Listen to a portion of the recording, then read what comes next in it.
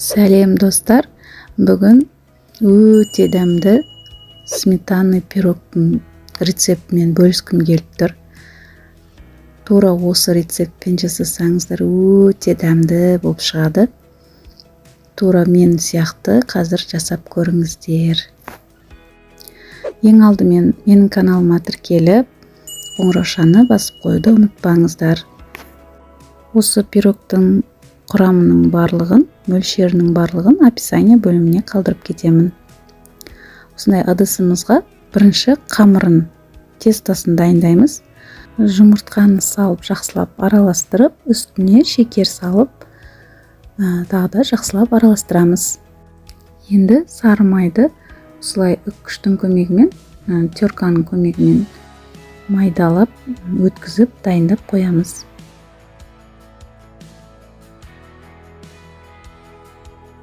Жұмыртқалы массамыздың үстіне ұнды електен өткізіп саламыз және дайын тұрған майды салып, үстіне 1,5 қасықтай разрыхлитель салып, қопсытқыш салып, қолмен қамыр илейміз.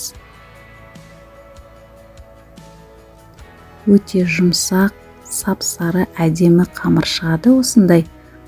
Осы қамырды алып, шамалы бір 10-20 минутқа морозильникке саламыз. Енді бетіндегі сметанадан начинкасын жасаймыз.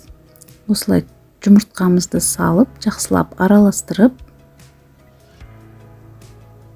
шекер салып араластырамыз.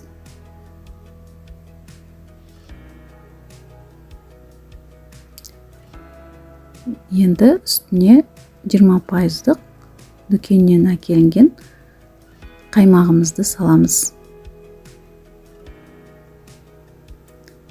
Әдемі масса шыққанша осындай араластырып, дайындап қойып, енді табамыздың астына фольга немесе пергамент төсеп, май жағып шет-шетіне қамырымызды осылай жайғастырамыз. Және шет-шетіне бортик жасаймыз міндетті түрде, болмаса ағып кетеді.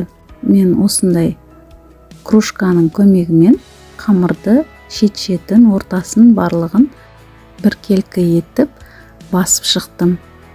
Ең соңында үстіне осындай алдында дайындап қойған начинкамызды құямыз. Және шет-шетіндегі шығып тұрған, үстіне көтеріліп тұрған қамырды мен кесіп тастадым. Маған бір келкі болып тұрған ұнайды.